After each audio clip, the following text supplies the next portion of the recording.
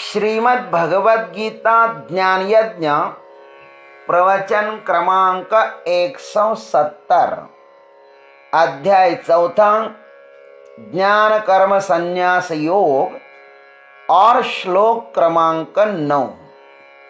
ओम त्र्यंबकं यजामहे सुगंधिं पुष्टिवर्धनम् उर्वारुकमिव बन्धनान् मृत्योर्मुक्षीयमामृतात्।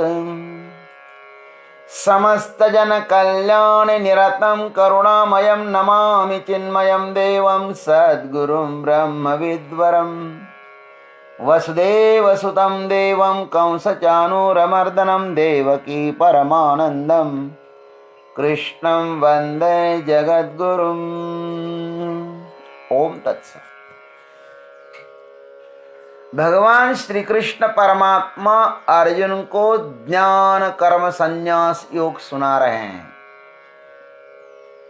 अपने दिव्य कर्म एवं दिव्य जन्म को बताने के बाद अब उसको यथार्थ जानने वालों को जो फल मिलता है ना, अब ये उसे कहते हैं।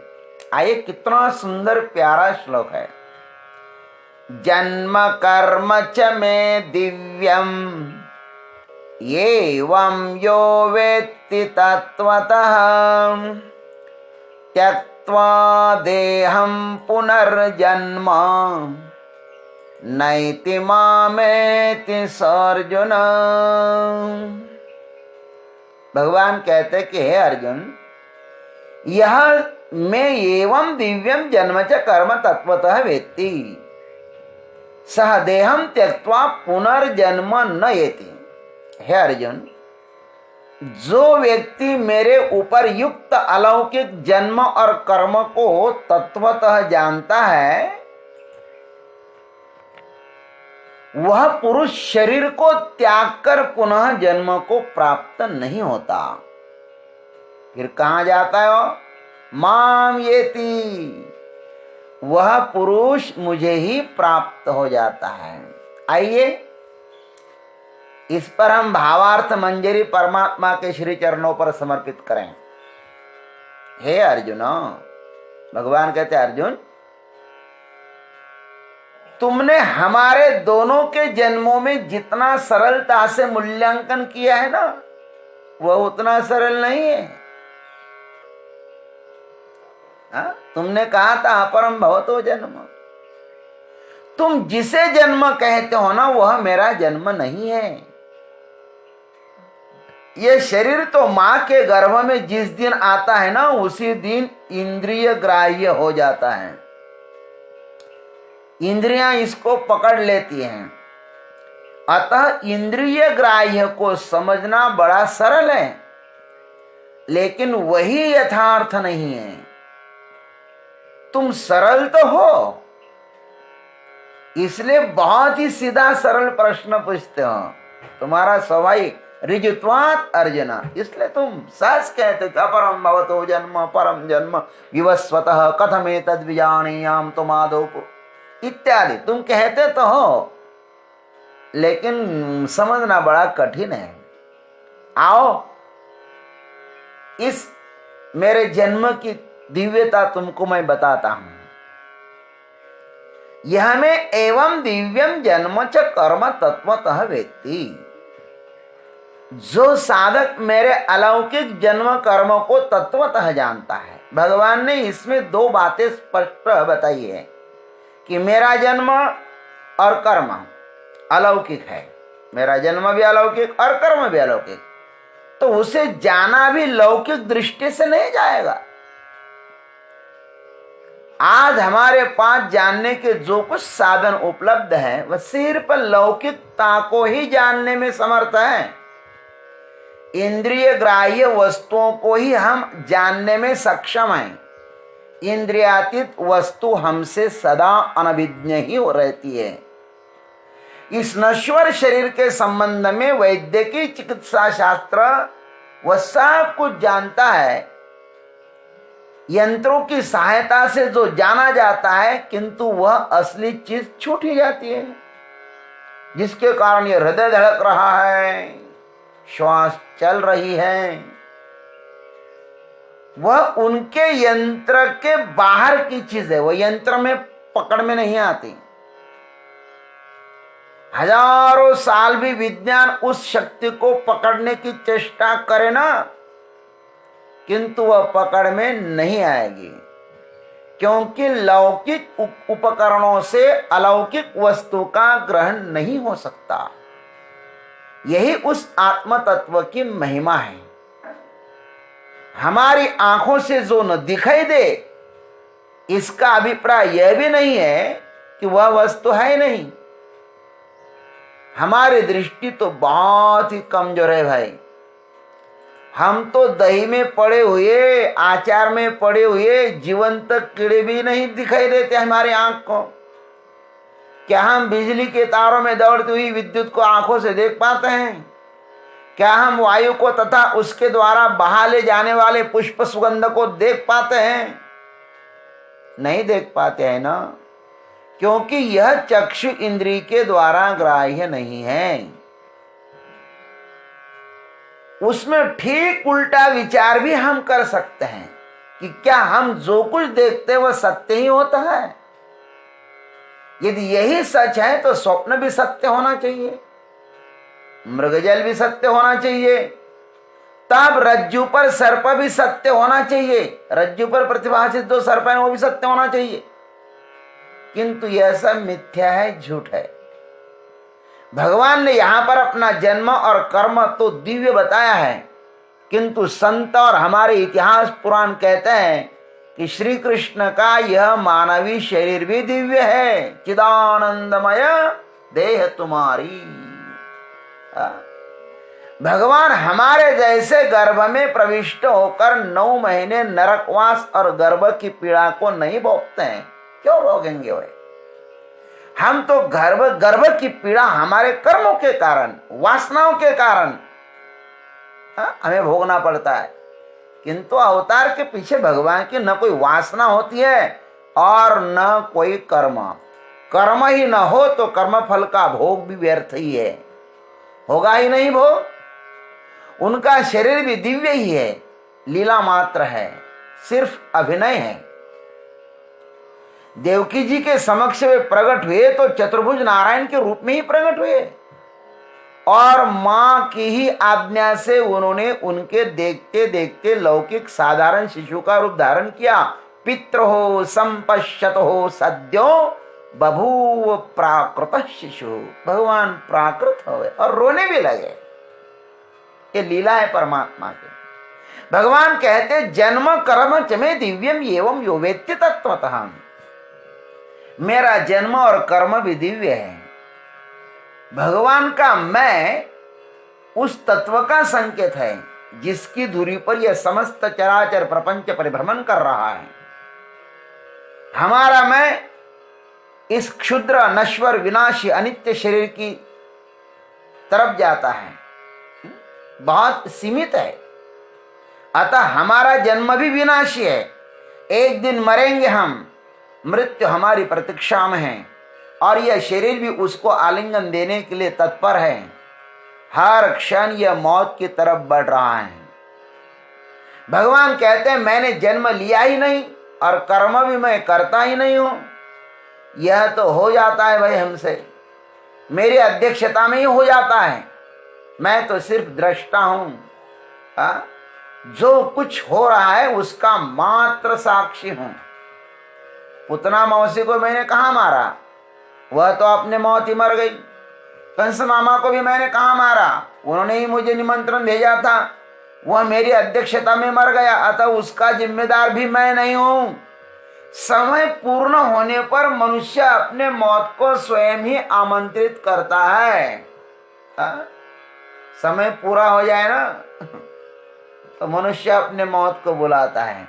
जो भी मरता है ना उसके पीछे इस सूत्र को लगा के देखो। विस्तार करने के लिए मेरे पास समय नहीं है, कभी करेंगे भी। खैर, प्रत्येक मनुष्य का जन्म और कर्म अलौकिक ही है। सिर्फ अज्ञान के कारण वह उसको नहीं जानता और अपने को कर्ता भोक्ता मानता है। जन्म हमारा होता ही नहीं है। न हम माता के पेट में होते हैं, न पिता के रेत में होते हैं। हम तो गर्भ में प्रकट हो जाते हैं। शरीर बनाने में भी हमारा क्या कर्तव्य है बताइए? कुछ भी तो नहीं है। हमें पता भी नहीं कैसा, देखो ये शरीर कैसा बना है ये हमें पता है क्या? बोले नहीं। न तो शरीर के जन्म लेने में हम स्वतंत्र है, न मरने में भी, और इसके द्वारा जो कुछ हो रहा है उसमें भी हम स्वतंत्र नहीं है। इतना अशाश्वत होते हुए भी उसको शाश्वत मानने में हम अपनी समग्र शक्ति से तैयार है महाराज। यही तो हमारा अज्ञान है। मृत्यु से भी हम कहाँ चिंतित है। चिंता तो हमें सिर्फ हमारे इकट्ठे किए हुए कचरे की है। इस नश्वर कचरे के खोने की चिंता है, मौत की नहीं। मृत्यु के प्रति जो निर्भयता है, निश्चिंतता है ना हमारे में, वह भी कोई अस्वाभाविक नहीं है, क्योंकि वह आंतरिक चेतना की स्वाभाविकता ही है। हम मौत की याद भी नहीं करना चाहते। अरे तुम मरते ही नहीं हो तो कहां से याद करोगे? हम पैदा भी कहां हुए हैं, हम तो प्रकट हुए हैं। मरेगा तो वह जो पैदा हुआ है, हम तो प्रकट हुए हैं, और यह शरीर सिर्फ हमारी अभिव्यक्ति का केंद्र है। शरीर नष्ट होगा तो हम अव्यक्त में लीन हो जाएंगे। भगवान के अलौकिक जन्म और कर्म के माध्यम से हम अपने को ही तत्वतः जाने कि यह जो कुछ भी हो रहा है ना, सिर्फ अभिनय के अतिरिक्त इसकी और कोई भी सार्थकता नहीं है। ये सिर्फ अभिनय, ऐसा समझ लो। अब तक जो कुछ किया है उसका सिंहावलोकन करें तो हमें सिर्फ रंगमंच पर किए गए अभिनय के अतिरिक्त और कुछ भी नहीं दिखाई देगा। वह शिशु अवस्था, वह बाल्यावस्था, वह युवावस्था, उसमें किए गए अन्यान्य अभिनय अब सिर्फ इस जीवन के रंगमंच पर सिर्फ खेल प्रतीत होते हैं।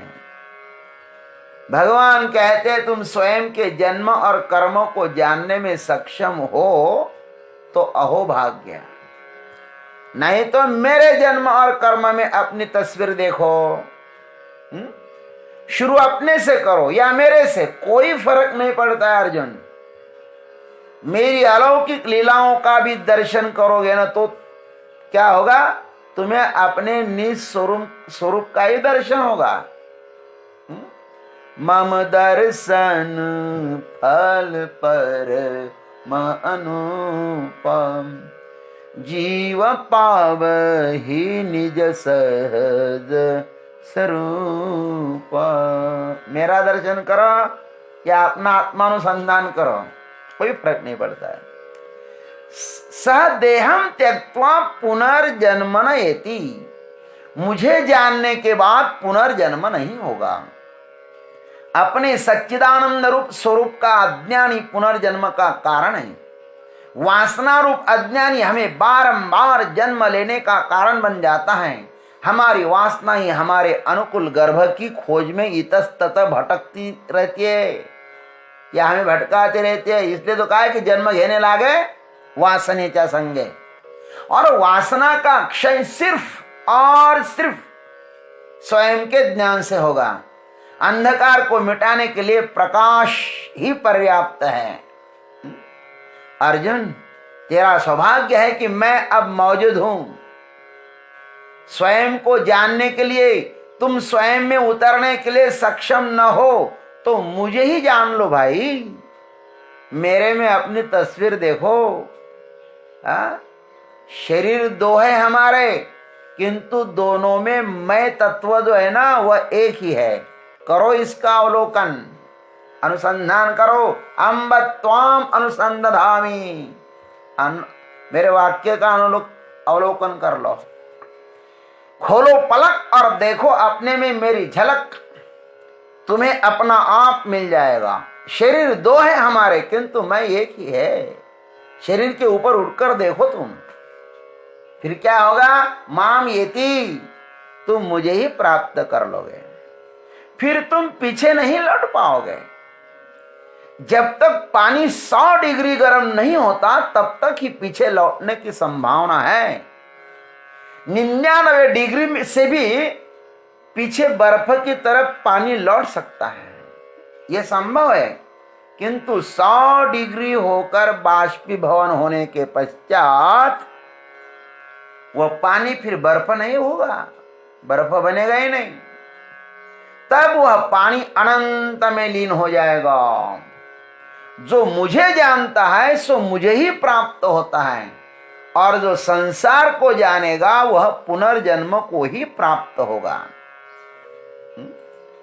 अतः संसार के ऊपर उठकर आत्म तत्व को जानकर यही पर समस्त कर्म बंधन से मुक्त होना है।